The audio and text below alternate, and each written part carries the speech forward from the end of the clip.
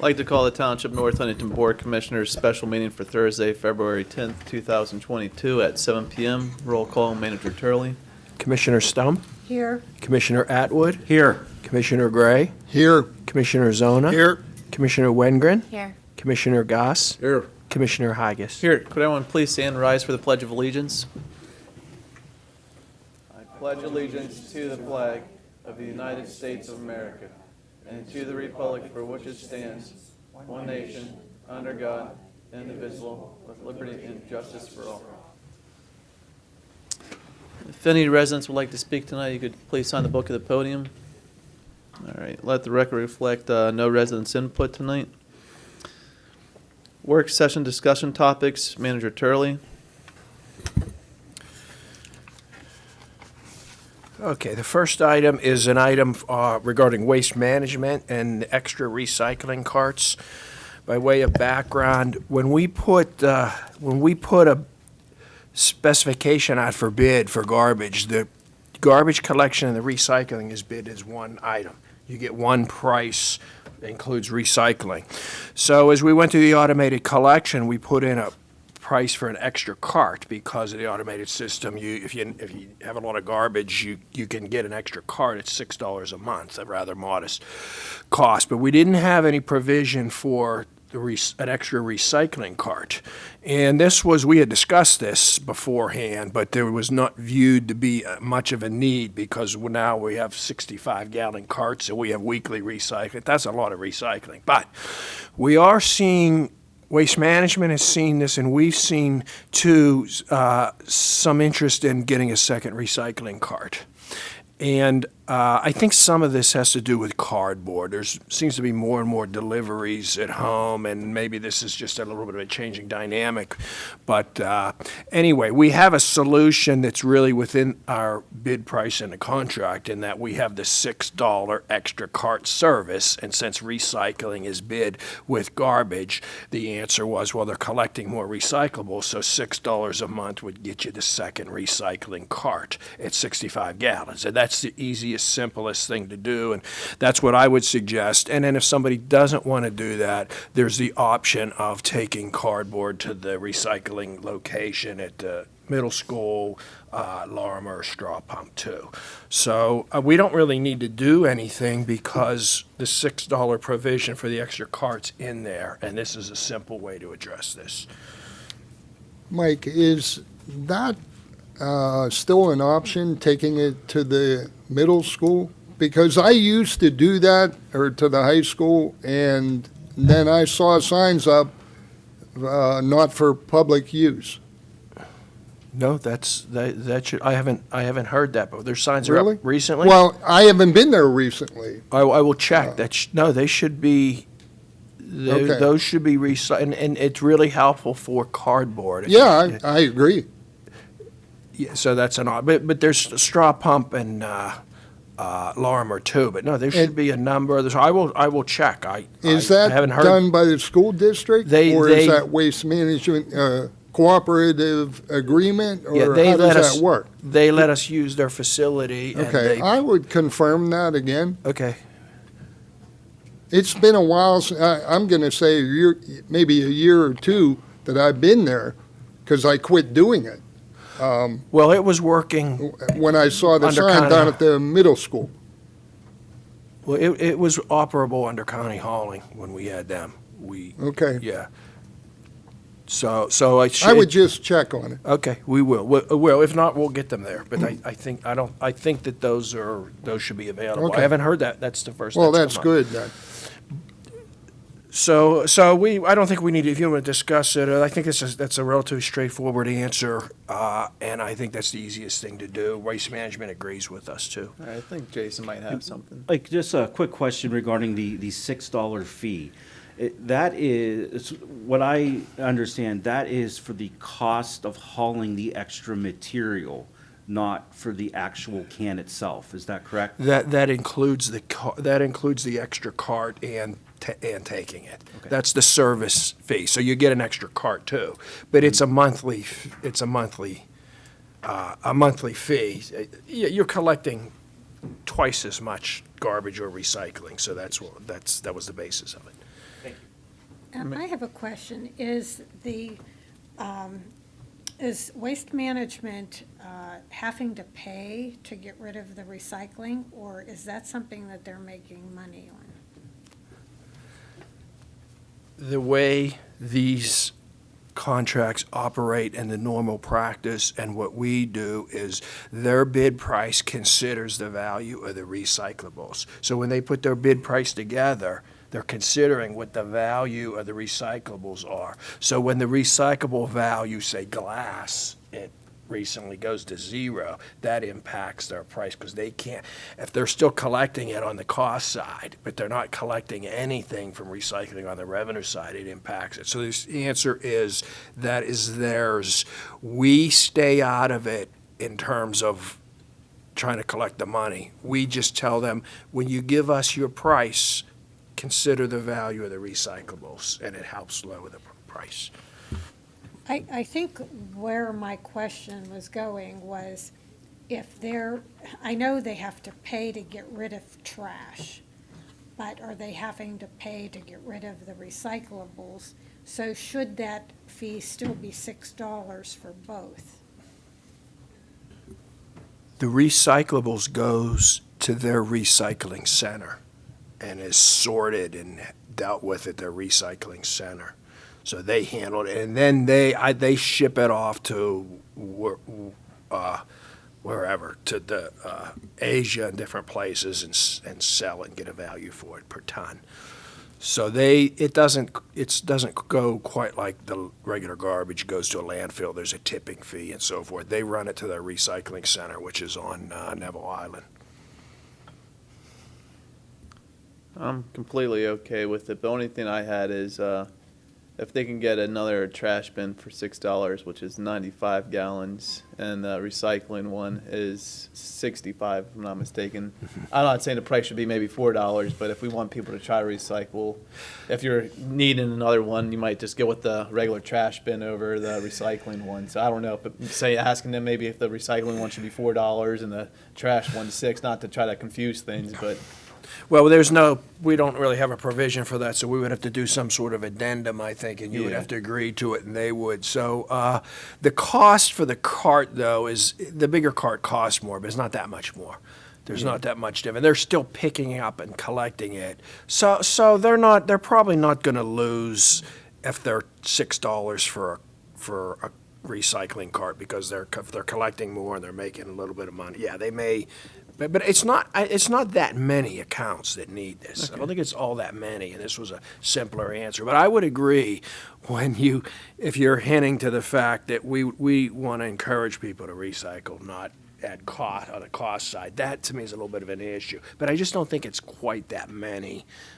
We discussed it and didn't anticipate much of this at all. 65 gallons weekly collection is a lot. That's a lot of recycling. But like I said, I think it's the cardboard that is really starting to bugger things up. It's just a dynamic change in the industry. So I think that's up to you. If you don't want to do it, I suggest we do it. But maybe there's an argument that in some ways it's not ideal, or there's a minor cost to it for the extra card.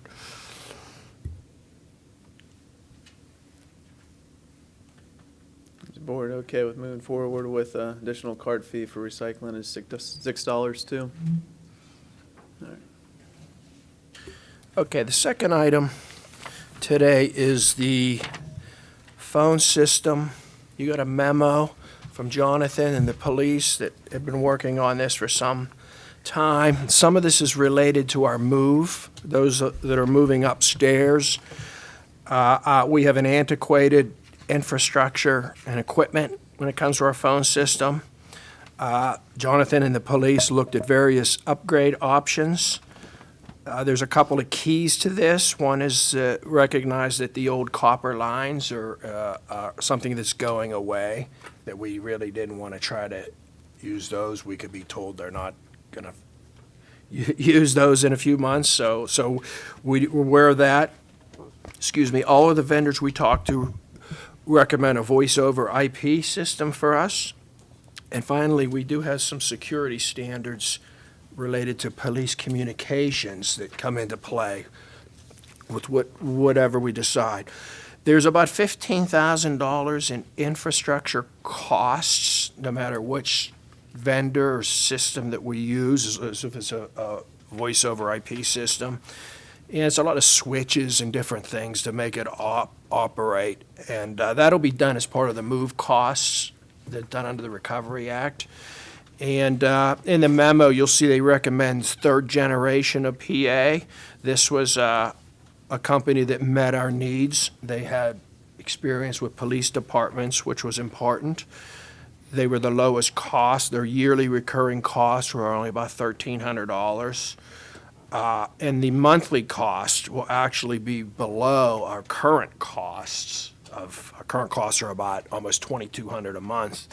And we haven't finalized those numbers. There's a few variables. We haven't resolved our fax system and so forth, but it's going to be at least a few $100s a month less.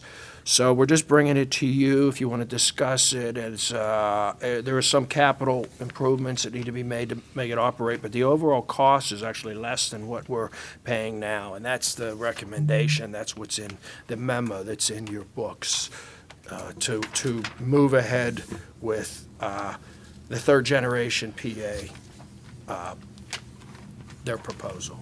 So, Mike, I did the math under the vendor costs and equipment.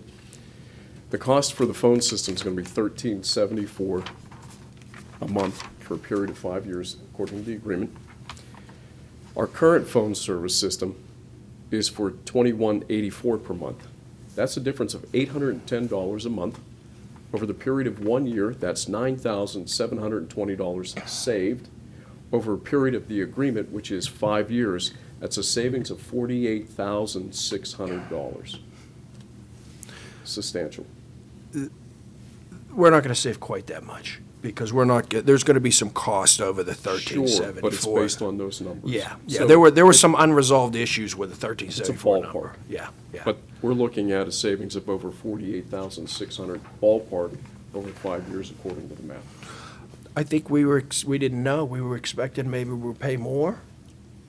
We're paying less, so this was all good news to us. And we have some work to do, the switch over. There's a lot of things to do, but on the cost side, this was straightforward for us. Especially they have experience with police departments, and they're relatively local for service and so forth. So that's why that recommendation was to go with them. Mike, is this system for the whole township, for the whole building here, or is it just for the police department? No, it's for The whole building? Yes, Yeah. yes. Our what we do now is just sort of going. It's a bit antiquated, so we're going to get away from that. We're going to go to a modern system. And I know you mentioned with the some of the confidential stuff with the police, and I would assume Jonathan's aware. I mean, my level of comprehension isn't up to what you wrote here. Like, a lot of this I don't understand. I just know, and I'm sure you guys looked at that. There has to be like firewalls between certain police stuff that can access the criminal justice system and all that. Yeah. I mean, I know you address it here. Yeah, like- so essentially they're both going to be provided by third generation. They're technically not going to be on the same system because the police do have different security standards. So it will be segmented for that. They'll have their own users. We'll have our own users. Everybody can only see what they're allowed to see under configuration. In addition to this memo, because it came after the fact, they recommend something called a session border controller. That's just part of NIST, which is kind of like they determine what the security standards are and best practices. So they recommend implementing one of those in the police department for security reasons as well. Okay, thanks. Thanks. Mike- Board have any other questions on the phone system update? I do. Did we get more than one bid for this proposal? And this one was the lowest one, you said? Yes, we interviewed and had demonstrations with 3, and this was the least expensive, and all happened to be what we liked the most too. So it made it pretty straightforward. Jonathan, you can comment about that. Yeah, I was going to say, so we had at least, we had 3 companies. One of them wanted to have a physical device, but your capital costs go up substantially. You're looking at a $35,000-$40,000 system, and then it needs maintained. With the voice over IP, it's a lot easier in the cloud. Gives you a little more mobility when it's needed. The other company that we had was Davis & Davis. They put it in, but they were around, I believe, $1,800 a month. And I believe third generation is around 11, but with the added cost of the internet and the redundancy that's mentioned in the memo, we probably would be close to breaking even. It might be a little bit more expensive if we had gone with them. Now, the mobile app that you can use with that. Sure. Do you know the name of the mobile app, and is it secure? Yeah, it's going to be as secure as the phone system that you're using. As far as the administration side is concerned, with the police, it gets a little dicier because he just does have requirements for you have to have access to it, be able to shut it off. So it gets a little dicier with them. So that may or may not be something we're able to implement. But yeah, at least for the administration's and planning and zoning side, we'll be able to do that. Thank you. It also comes with a soft phone system, which is that software, like if you've ever used Microsoft Teams. Yes, I use that. Yeah, but again, the police department, we're not even allowed to install that program on their computers because it has vulnerabilities. Just to clarify, is this going down to Public Works as well, or is it literally just housed in this building? It's just going to be this building. We will look at doing the Public Works as well, but just with the infrastructure and everything that was needed, and they have a phone system that seems to be working fine, and they're not expanding, it would make it a little difficult to use the ARPA money for that. It's going to be compatible, like they can.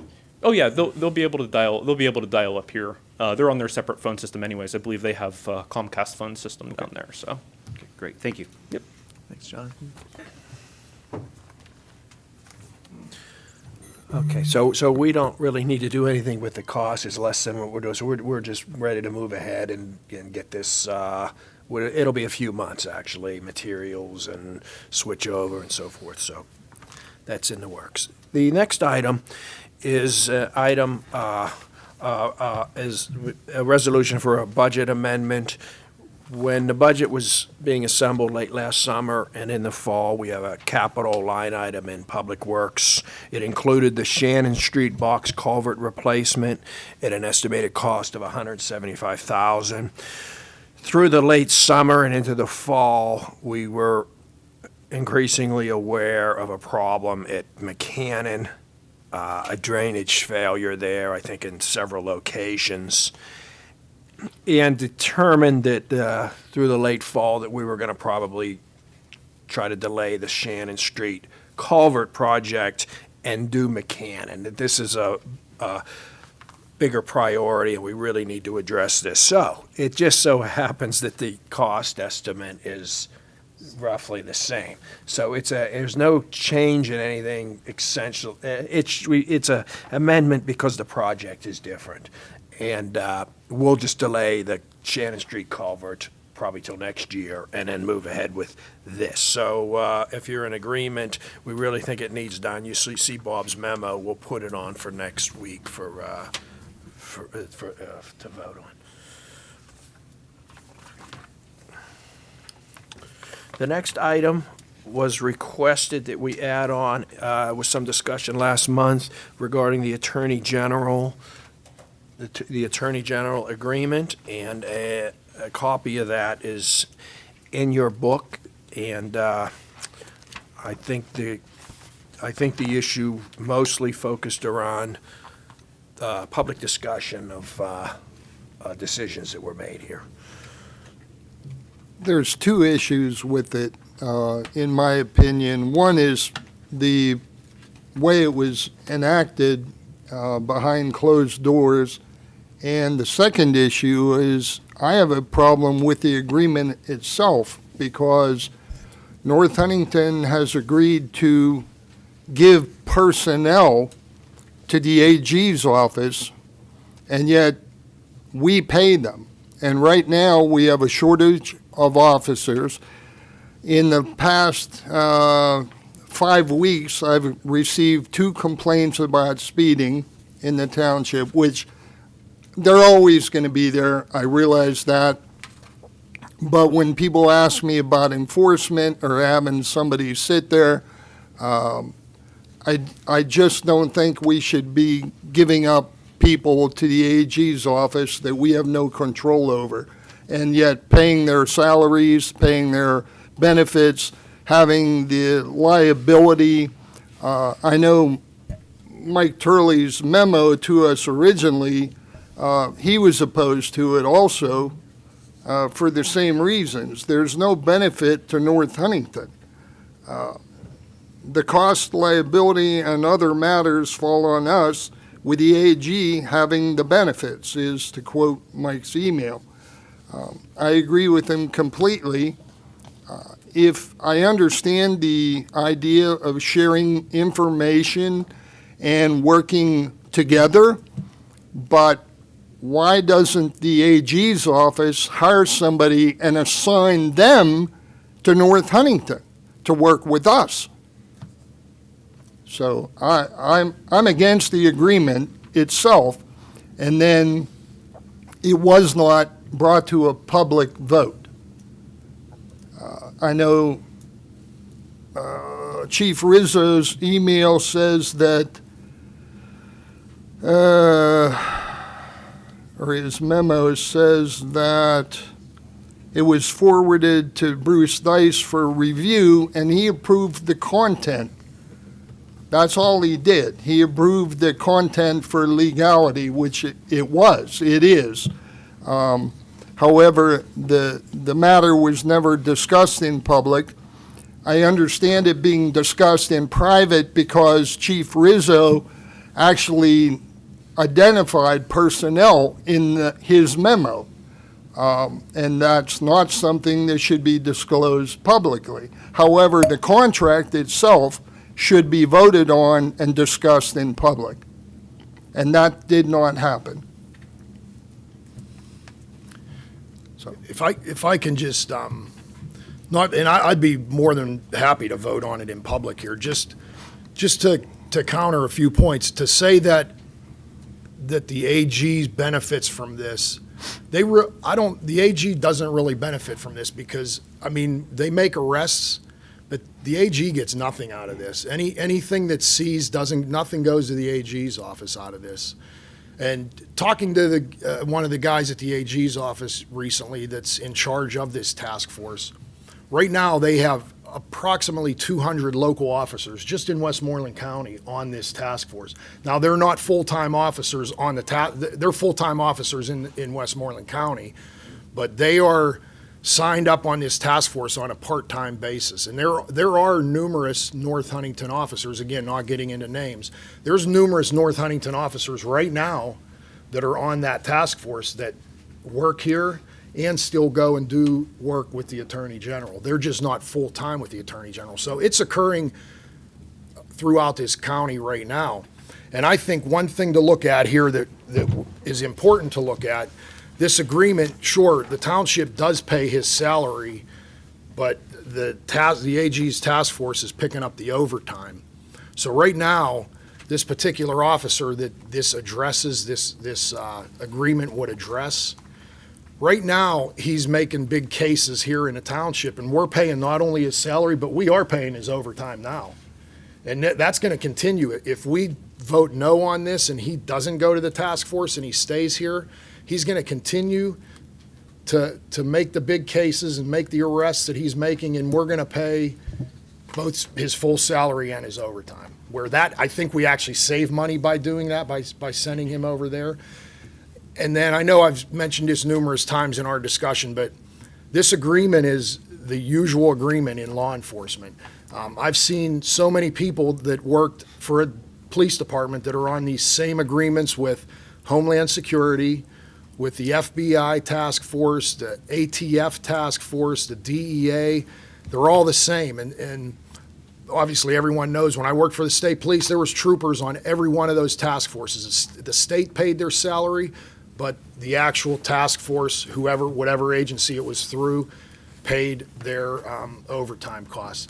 We had people that worked for Homeland Security that were actually working out of the airport down in Pittsburgh. They didn't even show up at their station where they were assigned. They showed up at the airport and worked with Homeland Security. So this is like the going agreement for these type of things. This is nothing unusual. Yeah, go ahead, Chief. You don't have to go up there, but if you want to, you can. Yeah.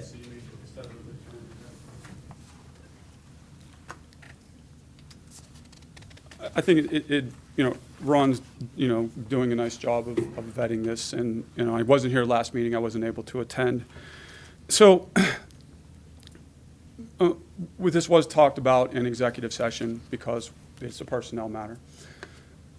The Sunshine Act has an exemption for reasons, and the reason being is, and I will talk about the agreement, although Mr. Dice, and I know you could probably legally talk about it a little bit more, but the Sunshine Act also, as an exemption, has a term and condition of employment, it says in there as an exemption.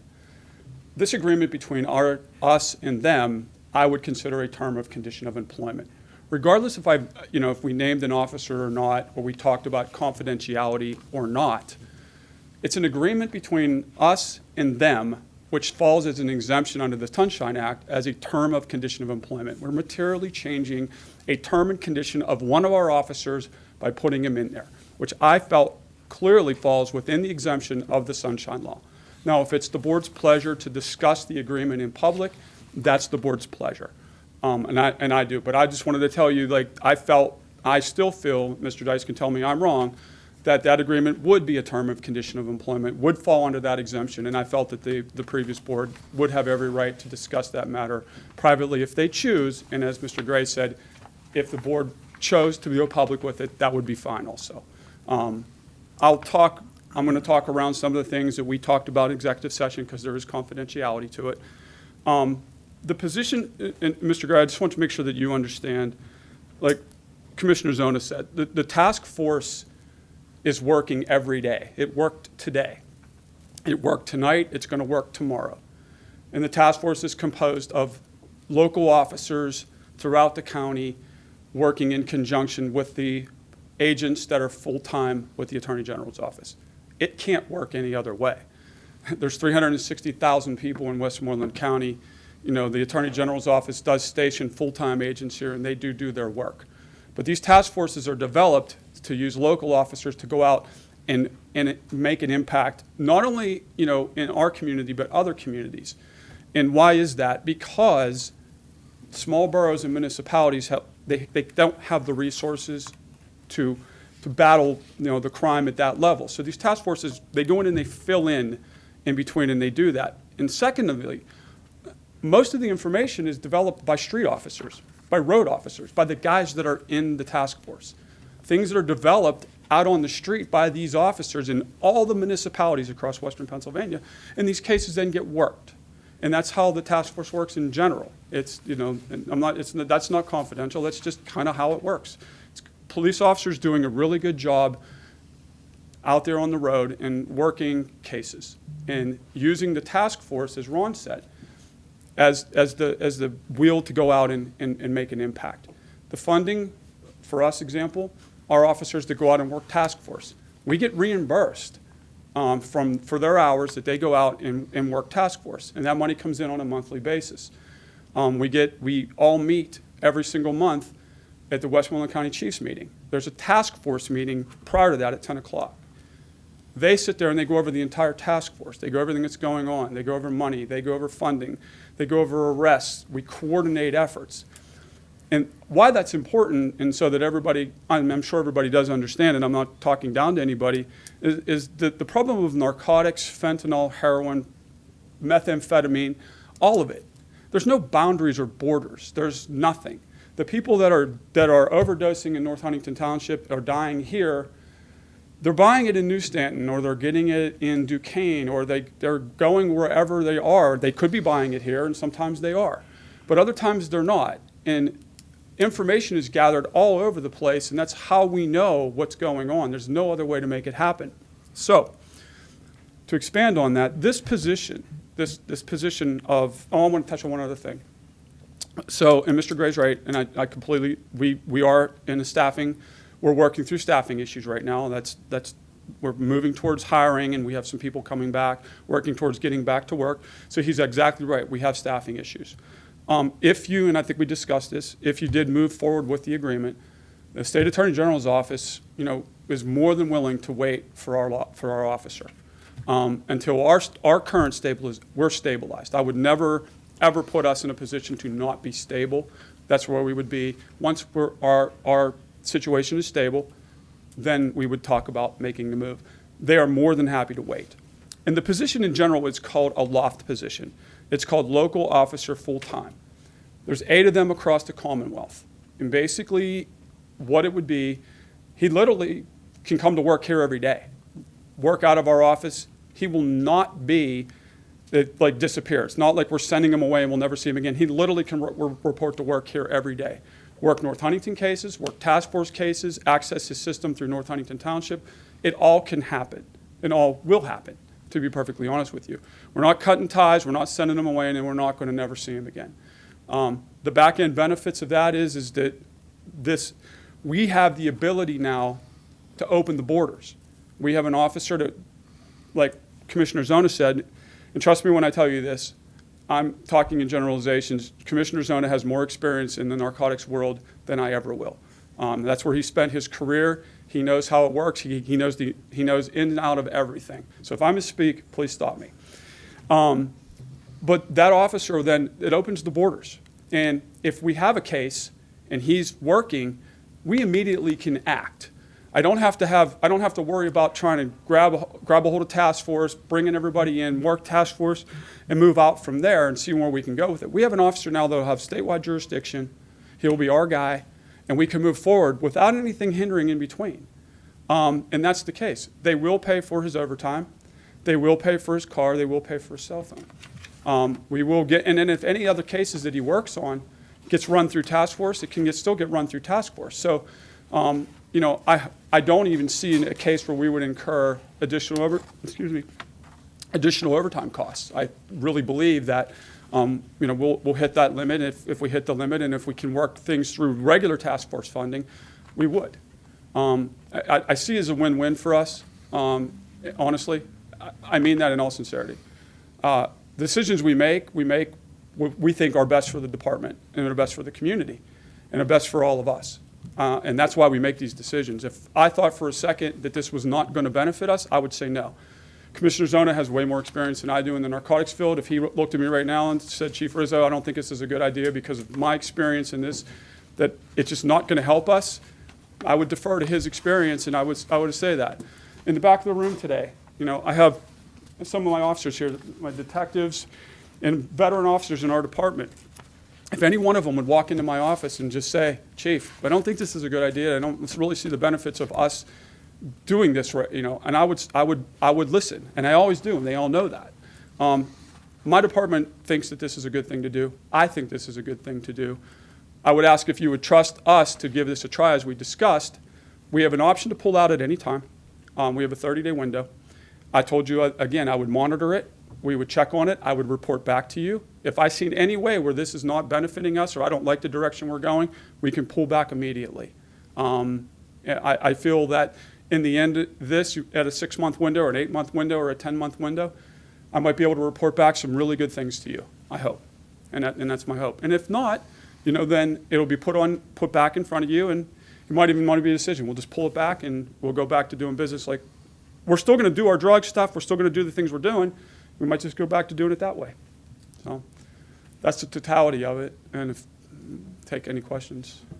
If I can just add something I forgot. This task force that's run out of here, out of North Huntington Yes. AG's office, and I don't think I'm crossing any line saying this. I believe they only have 3 full-time AGs actually on that task force. The rest are local officers that are on that task force. Yeah, one of the men sitting behind me now is a regional coordinator, and he's a North Huntington officer. Yeah, So, yeah. is that Yeah, agent? so I mean, there's only 3 actual AG employees there. The rest are made up of the local officers. Again, they're not on there on a full-time basis. Right now, Westmoreland County has actually 2. One is handling the north, which is Newtown and all that area, and the other one is down this way. Oh, I'm including the guy that's the supervisor that runs it. Yeah, that's why, He's really, he just Okay. oversees. Yes. okay. Yeah, so, I mean, go, I'm sorry. And one other thing to bring up is that, like he had said, there's 8 loft guys throughout the whole state. Allegheny County has one, and he is for this region. There's such a problem in Westmoreland County and the drugs coming into here. That's why they wanted to get a guy in Westmoreland. We have their office, Region 5, is right across the highway from us. They wanted to have somebody for Westmoreland because of everything that is coming into here. And the reason why I said how many AG's employees are there is because without the local municipalities' help on that task force, there would be no task force. We would have 2, well, you're saying 2 that actually do. You'd have 2 AG's officers working out of that building there. They would get nothing done. So it's run and it's basically fueled by the local departments in Westmoreland County. Regional That's, coordinators like the tech Yes. centers and that coordinate regional, and they have, Right. you know, they coordinate cases. and again, that's how this is run and how it's set up. And without that help, then we wouldn't have a task force. So they set these task forces up to help the townships, to help the county, to help that. So it is to benefit us is what it's for. Yes.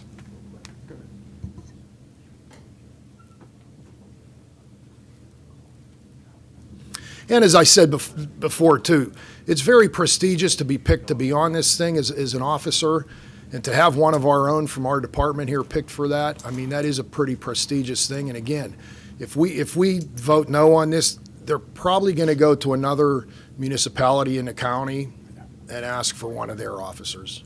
That was the one thing I did want to say. I mean, for them to reach out to us and, you know, and seek somebody that's a really good police officer was nice. It makes you feel good, you know, that we have good employees, we have dedicated employees, and guys that are out there trying to make a difference. You know, we talked about numbers in there, and I mean, I understand all that. You know, some of the things that, you know, we deal with all the time is overdoses, overdose deaths. That's stuff that we talk about at the chiefs meeting every month. You know, just in our department alone, and I kind of ran just some brief numbers for you guys, but just in 2 years, our officers just responded to like 79 overdoses in 2 years within the township, and we had 11 overdose deaths over a 2-year period. So these things are affecting people's lives, and you know, the heroin and fentanyl problem, methamphetamine is taking a hold out here, and we're not talking about recreational drug use. We're talking about, you know, life-altering drugs that have a highly addictive level that affect people's lives within our township. So regardless of how you vote tonight, and I hope you vote to support it, I mean, we're not going to change the way we do business. We're going to continue to push hard on drugs. We're going to work within the framework of what we can do. I mean, if you guys do choose to give us the permission to go move forward with the loft position, I can assure you that we'll move forward when our staffing levels are adequate and that our road services are staffed properly, and then we'll move forward with it. It might take a few months. They're willing to wait, and that's what I can tell you. And the chief just told us the numbers for the overdose numbers for the township, but I think the coroner just reported the other day, Westmoreland County in 2021 had confirmed 160 deaths, overdose deaths, and there's still like another 20 waiting for the. It's 23 pending cases. 23 pending cases, so Yeah.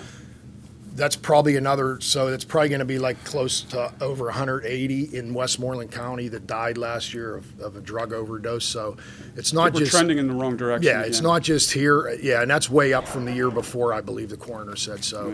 These task forces work the county, they actually help the whole county. And as the chief said too, it stops drugs from coming into this area because it doesn't start here. Yeah, it's all intertwined. But that's about all I have for you. Questions? Go ahead, Rich. It sounds from your description like the program is working fine as it is. So what do we gain by this? As I explained, And I know what we lose. We lose somebody on the road at least all the time. no, that's a detective position. So we're not losing a road officer. So that actually is that we're not losing a road officer. Okay. I got to be careful what Yeah, I get it, because I want to bring up. Yeah, I got to be careful on how we talk. Like, I get it. Yeah, thank you. I I'll really leave it appreciate- alone, I but appreciate I that. know better. Yeah, thank you. We can talk about that if you have questions about. The other thing is financially. I mean, we're losing a presence here, a detective presence here. I just explained that we're Yeah. really not. Well, We okay. are not. Rich, honestly, we are Okay. not. I mean, that position's a dedicated position to exactly do that job. This broadens our scope. It allows us to cross borders, engage the whole network. It doesn't. It makes us better. It makes us more effective and doesn't make us as restrictive. Okay. That's what it does. I think maybe you can say the job he's doing here is the job he's going to be doing there. That's fair. Yeah. That's And I right. think we're looking at $1,000 a month reimbursement, which comes to $12,000 potential for reimbursement. And I said that if the cases would go over and you can work them through regular task force, it could go that way too. I would hope not to see anything over that $1,000 that would come back onto the township. But I think we need to understand too, the loft position allows the loft officer involved when he or she, said officer, makes that bust and that loft officer is involved and there's XYZ amount of money that's captured and gained, that loft officer, because that loft officer is assigned to that event, there's a percentage of money that that loft officer's department receives. It's also should be noted and stated. Am I right, Chief? Yeah, yes. Yes. Yes. So there is a Yes. financial benefit. So, this was given to me by the Attorney General's office. Detective Henderson said it's fine to talk about, so I will. So this was January 2021 through December 2021. They gave kind of a summarization of it. On the money aspect of it, there was $166,650 seized in currency for the task force during that time period. 122 task force arrests. I won't go through all the drugs, 46 guns taking off the street, and then countless numbers of heroin, fentanyl, crack cocaine, powder cocaine, marijuana, crystal meth, powder meth, opioids. The list goes on and on. As you were saying, the task force is out there doing our job. What the loft position just does is just allows them to grab a case and move quickly without the boundaries. And I said that'll be our employee still. Nothing's going to change. Our cases can only be enhanced. The investigations can only move faster and be enhanced by it, not be hindered by it. Yeah. Chief, I have a question. Yes. Any money that's seized while this officer is in that role, does North Huntington get any kickback? It depends on where it goes and which avenue it goes. So if it goes federal, then it goes in a different direction. That would go into a forfeiture through the federal government, which we're involved in the forfeiture program with them. And if it goes through state level prosecutions, then I believe the money goes back, court ordered back through the district attorney's office drug fund. I believe that would be the avenue. Then I think it's distributed by the district attorney's office to departments throughout Westmoreland County as needs are based. Yes. Exactly. That would be how the inner workings. Am I correct, Ron? Yeah, that's correct. Now, you're saying, no, with the federal, I think you actually probably, if they take it federal, I think you probably get more. The percentages money. change Yeah. depending if a case could originate here and it could move up to the federal level, and then it goes to a different forfeiture portal, and the percentages change on how the municipalities get the money back. So that goes to it goes into a different direction. Yes. So that does answer the financial question. Here's the other thing. The officer is going to roughly 80% of their time will be in this building. Could be here every day. That would not be an Absolutely. issue. 80% here in our township, 20% out there with the task force. We're not losing this officer 100%, 80-20. 80 here, 20 out there with financial benefits. And with the possibility of a termination within 30 days if we don't like it. Yeah, honestly, I Wow. think if we called over Mr. Absolutely. Gass and said, hey, this is just not working out for us, they would probably just say, that's fine, and we can move right back. We work with them across the street on, I can't tell you, and we use them for everything. They're in our offices, our detectives' offices, a regular basis. So having them as close as they are across the street, they're a good asset for us, and we do take advantage of their technology and the services they provide. That's an absolute truth. So, and I don't think there would be an issue. Like, I honestly, if, we weren't seeing progress or we weren't seeing benefits, I think we could pull back at any time. Yep, absolutely. Chief, my only concern is the Section 9 on the asset forfeiture. There's, you said it's all different percentages and everything. But reading this, to me, it doesn't guarantee that there would be any asset forfeiture coming back to us. Which page is that on? Page 5. It's 5. I got you. Okay. Yeah. So it says the OAG shall have the sole authority to authorize if federal sharing is authorized. Right. Yeah, so that would be the determination on which way the case goes. Right.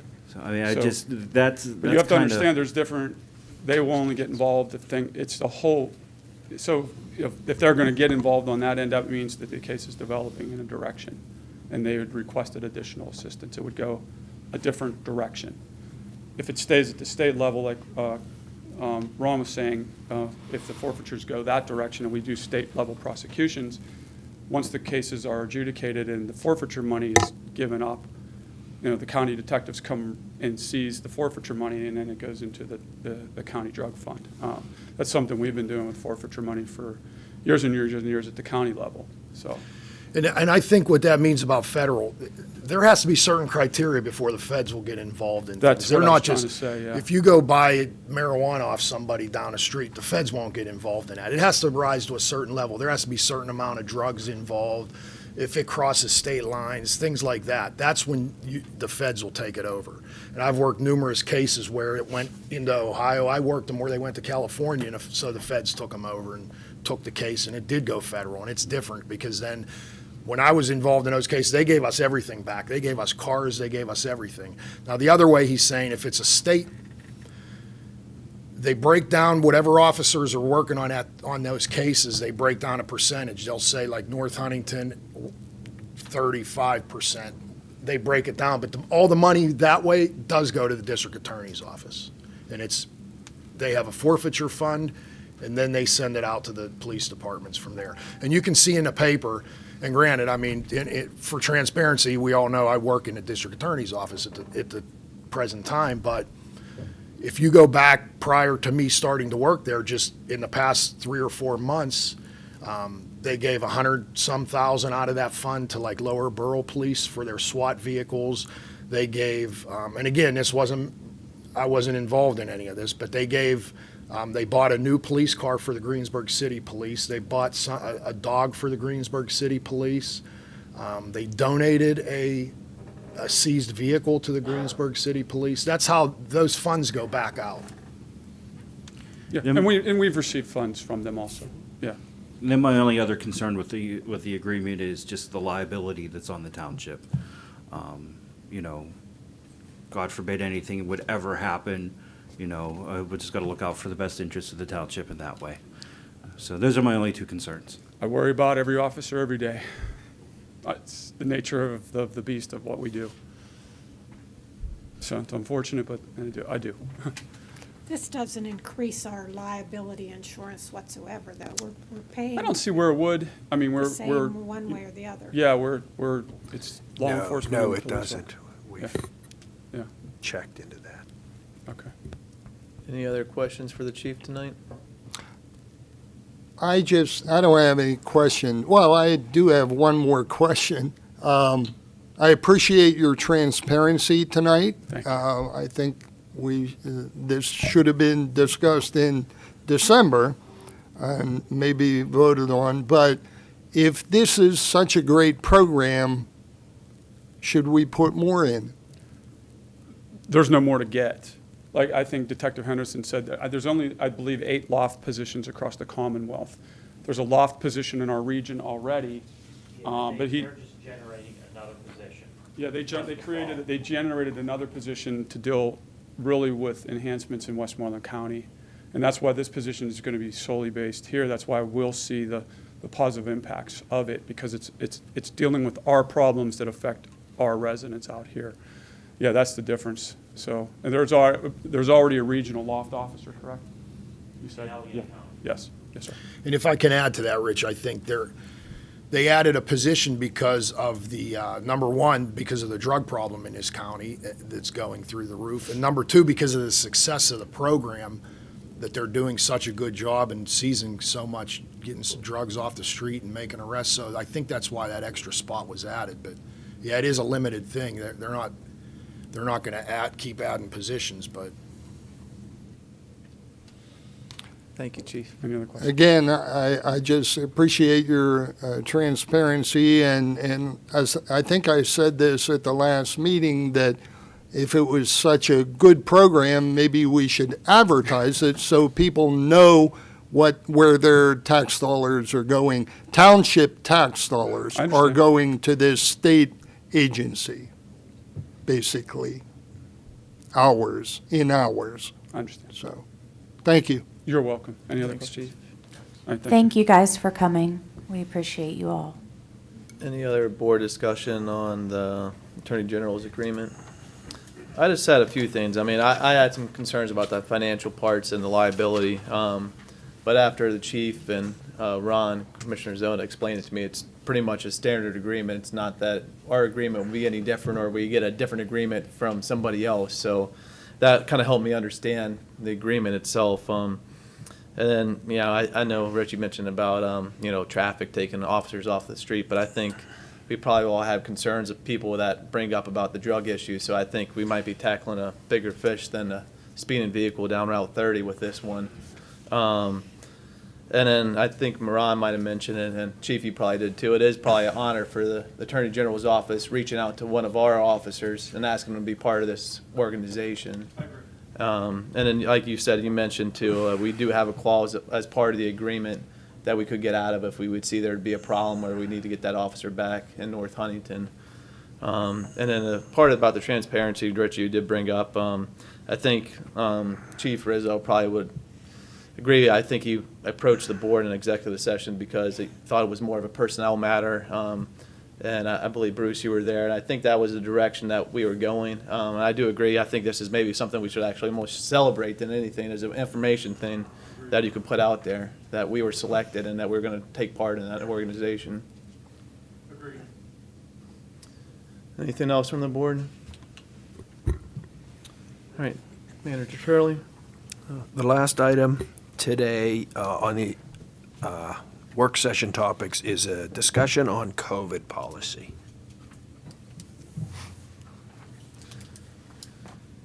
What are we currently doing at this time, Mike, with COVID for an employee? So if, well, we're just referring them to the CDC guidelines, which I think a month or so ago were changed as far as an isolation or quarantine. So there's a little variation, but it's five days. It's 5 days if you're exposed or you have symptoms. But there's some recommendations that if you have symptoms, you probably should wait till you get a negative test. You wait till you get tested. But basically, we use the 5 days, and it's 5 days from when your symptoms onset, at least 5 days. If your symptoms don't change, you shouldn't come back in 5 days. So there's a little bit of variation, but we basically refer them to the CDC guidelines. You have 5 days if you've been exposed, you're symptomatic, or you're positive. That's what it calls for. That's pretty much what we do. We don't. They have to report to us. We wouldn't know. You know, you think you've been exposed. Okay, here it's 5 days. You go home. You tell us when you were exposed. We wouldn't know. We don't try to go through and contact trace or do any of that. We can't do that. So that's really it, just the guidance. And normally, but not always, we might refer them to the CDC guidelines too, because they should look to see that it's 5 days from when your onset of symptoms. So you have to determine when that is, or 5 days from your exposure. You got to sort of set the time. You got to set the time frame, but it's a 5-day standard. So if they just say they were if they were exposed to somebody that was sick, we make them take 5 days off. That's what the guides are, yeah. Now, what close is a little bit discretionary. So we don't get involved. You tell us if you think you were close. You can go to the CDC site to see if it's an extended period of time within a certain number of feet, and then you were exposed, and it's 5-day isolation, yes. That's what the guides call, that's what the guide call for, but to be quite frank, it's a little bit difficult for us. We have to rely on people reporting it. If they don't, there's no way. We're not testing people or examining people or anything like that. If someone, They don't have to have a negative test to come back to work. No, we don't know, because we don't even know. We don't even have a record of who's vaccinated. We don't keep any of that. So if you were exposed and you're vaccinated, you don't have to. You don't have to. So that's what we tell them. Were you vaccinated, or if you were vaccinated, unless you're showing symptoms, you don't have to isolate or quarantine. So but if you're unvaccinated, then you should do that. So it's different for vaccinated and unvaccinated. Yes, if you've been exposed, right. But the vaccinated they're spreading it and getting it too. So I mean, my opinion on all of this, I never want to force somebody to take time off and burn their leave because I was near somebody that was sick. I mean, I can't fathom, and I can't even see us forcing people to take time off. Especially if they're not feeling sick at all anyway. It's 5 days being home I don't and being think that forced to use time. I can't recall anybody that was home because just exposure. It's usually been exposure and some symptoms. They're not reporting it then because all of us have been around somebody that tested positive. I know we all have. I guarantee you we all have, and I know I have. The other thing that we discussed previously was somebody says they have a sore throat. It doesn't mean that they have COVID. I don't think that we should be forcing them to have to take 5 days off because they have a sore throat. You know what I mean? Having a headache could be a COVID symptom. You know, somebody needs off because they have a headache. Maybe they just get headaches and migraines, not because they have COVID. So, I don't know. I think it's good to have guidelines, but I'm not in support of micromanaging this whole pandemic, symptoms, vacation, sick time. I think honesty is the best policy, and you have to be accountable for yourself. And if you know that you're sick, stay home. It's common sense. And if you're really feeling good and you want to get a test to see if you're negative, that's on you. I mean, I think it is the responsible thing to do, but that's kind of how I feel. I'm not about forcing anything or making somebody stay home because, you know what I mean? I think some background might be in order for those people in the audience. The only reason we're talking about this tonight is because it became an issue last month when an employee filed a grievance. And the policy at the time that was being enforced, it seemed to be that you had to stay off and burn your sick time. I think a lot of this could have been discussed as it was in executive session because it was a personnel matter dealing with discipline, but here we are talking about it in public, and I'll just say the same thing I said that night in the grievance hearing, which was I'm going to treat people like adults, and they're responsible, and if they feel they can come into work, do it. Use common sense. I'm not requiring them to take any sick time or vacation time or forcing them to take off. I don't disagree with that. So that's why this is on the agenda right now. And I would just agree with Rich. I mean, I think that should be the policy. Everybody's responsible for themselves. If you feel you're sick, you shouldn't come to work. And when you feel you're better, you come back to work. I mean, who are we to say, I know it's CDC guidelines, but they change every day. Who are they to say 5 days is enough for me to stay off of work? Yeah, it's a guideline, and just say, If people reported symptomatic to us, we just referred them that it's 5 days of quarantine. They don't know if they have it. You should get tested, but we didn't require that because if you waited to 5 days. So we didn't change anything. The CDC reduced the time from 10 to 5 days. That's all we were doing was, here's the guide. It's 5 days. You're having symptoms, you should get tested, but we weren't requiring testing either because you stayed off 5 days. That's all that's what that was about. So that issue, we was within his 5 days. We wanted to come back to It work. sounds like we were recommending 5 days, like kind of pushing that you need to take 5 days off. And the response I would give is, you're an adult. Do what you think is right, period. If there's consequences, that happens. He's also saying if they're symptomatic, which is why I brought up That's where, that is very the subjective. spectrum of If I symptoms. say I have a sore, I have trouble talking right now. We all know the story with my throat right now, but I'm not sick. you can have a symptom. I can wake up with a sore throat tomorrow, but it's a sore throat, and the next day I'm fine. So you know what? If I wake up with a sore throat tomorrow, I'm going to be responsible and stay home on my own. The next day I wake up and I feel good, I'm going to come to work. I shouldn't have to take 5 days off if it's nothing. Agreed. So I would say the policy, just what Rich said, basically, like, we're all responsible adults here, use common sense, and if you don't feel good, you shouldn't come to work, and when you're feeling better, come back to work. I would think if someone had a positive test, then we should refer to the CDC. Until they have a positive test, I'm not a doctor. I don't think anybody here can make that determination. Unless they go and get a positive test, then I agree. Once they have a positive test, then possibly the 5 days.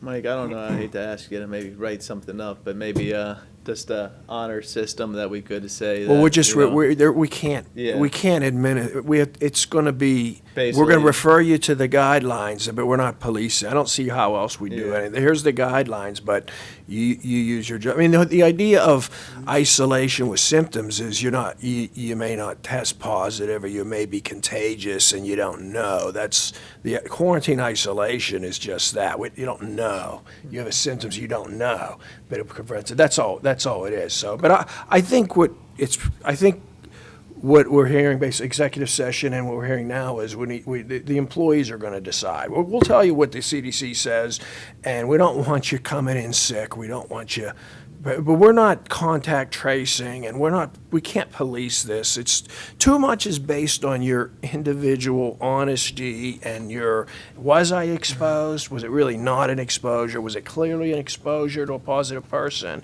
And then I'm having symptoms.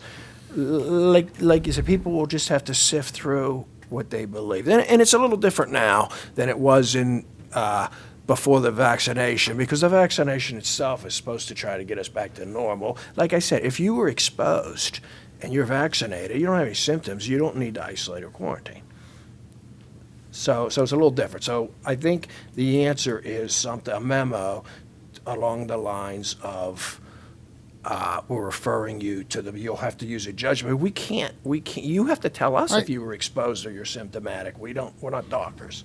We can talk about this all night with different scenarios, but I think the bottom line is we should say, you're aware of the CDC guidelines, use your best judgment and be done with it. Yeah. I would say something like, you're being tasked with making a responsible decision on your own, basically. Here's the guidelines, you can look them up. You are being asked to make a responsible decision with your health and your coworkers' health in mind, period. I also think we should not have any management forcing them to take the appropriate CDC guideline, the 5 days. Well, up until now, that was the practice. If you reported it to us, we couldn't say, well, just don't worry about it, come to work. If you were symptomatic or you reported to us, it was 5 days. That's all we did, was tell them that's the guide, that's what we've been doing. So that's what it calls for. You're exposed. Good of you to report it, but this is what the practice was. Well, I think you have some direction, Mike. So we're Although not it's sending gonna be- anybody home. We're not going to say, hey, you use your judgment here. We're not going to try to. It's too cumbersome. It's too reliant on the individual if they are symptomatic, if they were exposed. I would say, like Jason said, if somebody tests positive, that's a different story. Then you can maybe send them home. If they test positive, that's completely different. Well, I would agree because we can't have Yeah. we can't have people in. Yeah, there I just positive. don't want to be sending people home because their throat's a little scratchy or their nose is running for an hour or two in the morning. Well, in the past, we had at least one or two self-report that they had symptoms, and others in their family had symptoms too. So that was enough to say, well, you're in a 5-day quarantine. I think you might have some direction, Mike. And Yeah, you could reach it back out to the simplifies board it if there because, was, any other well, follow-up. no, I think no matter what we do, somebody's not going to be happy on how it plays out. So it simplifies it. It simplifies it. We'll probably have to work with the union. I wasn't aware of this till recently, but there was a grievance resolution that included CDC recommendations will be followed for return to work. So we'll talk to Craig or Bruce about that and work with them, but that's the only thing. There was actually a grievance resolution. It wasn't shared with me. I didn't know about it till relatively recently. So there was a preference to not, at least at one time, not to have people coming in, returning to work symptomatic or, they follow the CDC guides. But great, things have changed, certainly with the vaccination and things have changed. Thanks, Mike. Have anything else for your report tonight? That's all. All right. Planning and Engineering Topics, Director Fonzie. Yeah, bear with me while I get the presentation up.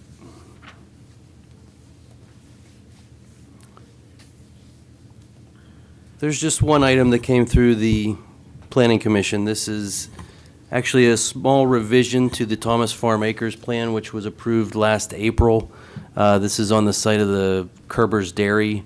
Knights Landing Incorporated proposes 61 new single-family lots. And throughout the course of the review, the applicant was contacted by both DEP and PennDOT to make some changes. So the original plan had 2 stormwater detention ponds. DEP came back and said they'd like to see one more to detain the water on site a little more effectively. So the original plan showed this lot 157. It was actually both of these shaded parcels. So what they're doing is essentially cutting off about a half an acre of lot 157 and creating a new stormwater detention pond. So that is now the blue lot. And 157R will remain a single-family home lot. The other change was predicated by PennDOT with the HOP for Guffey Road, since it's a state road. The entrance connection, I believe there was some sight distance issues a little bit, so they actually shifted it about 6 feet to a new location, and that also affected some easements on the plan. So this whole revision shows all those easement relocations, the entrance drive relocation, and that added stormwater detention pond. So Planning Commission recommended this at Monday's meeting, and I'd take any questions on it if you had any. That's all I have then. Thank you. Any further board comments tonight? Yes. I know a lot of commissioners are aware of it, that we had an Eagle Scout project take place last summer down at Lions Park where Shane Hornachak built a railing for the bridge across to Lions Park. And I know individuals were contacted to write letters in support of that or congratulatory letters. But I would like the board to write a general letter that each of us would sign more from the township rather than, I mean, individuals were fine in doing what they've done, but I think it would be more appropriate for the township to write a letter and have each of us sign it, spaces on there. One letter or seven? One letter with us all signing it. I think everyone could get around that. I appreciate you bringing that up, Rich, and maybe you could have Director Miller take care of that, because I know he helped out with that project as well. Yeah, and I know some people already sent letters, and I was asked to send one too, and I mentioned that I would feel that that would be like patting myself on the back because I participated in it, but I think from the township it would signify more meaning. There's a interesting little history to this that I'll share. This was talked about for a year or two before he got involved. It was the entrance to Lyons was not very good. If you know, there was it was being held together, it was falling apart, and it just needed work. But it had the possibility to be a really good entrance because there was over the creek, and this needed work and cleanup. So we had talked about it for a while, and when the resurfacing was done, there was a really heavy-duty curb that's put in there. And right away, we started thinking, this would lend itself to making it look like a structure, a bridge, an entrance. So we started talking about all sort of concepts. We had plans for an arch, like a golden arch entrance and different bridge concepts. It is a railing, but it was going to look heavy duty. So when the Eagle Scout got involved, and Dan and I had talked about this for some time, we went through a whole series of options, cable-stayed bridge looks in modern bridges, and we wanted a heavy-duty steel bridge. And it ended up, we realized we were overcomplicating it maybe, so we went with this bridge, and it has a heavy-duty 4x4 bridge look to it with some cable structures through it. It really is a railing, but it gives the impression of a bridge and a nice entrance. So this actually had been talked about off and on for some time, and he did a wonderful job with it. I know he had some help with an architect engineer, and he took it real serious. He put so much into it, and it turned out so good. It's such a good project. So we've been interested in doing other entrance improvements there, a sign improvement and paving in there with some other things too. But that was the entrance was not very good and had the potential to be much better, a nice neighborhood park. And of course we did the walking trail, and it just came, I thought it came together real nicely for a smaller neighborhood park. Thank you. Any other further board comments tonight? Motion to adjourn. Second? Discussion? All in favor by stating aye. Aye. Opposed? Motion passes 7-0. Meeting adjourned at 8:12. Board of Commissioners held an executive session prior to the meeting and talk about personnel matters.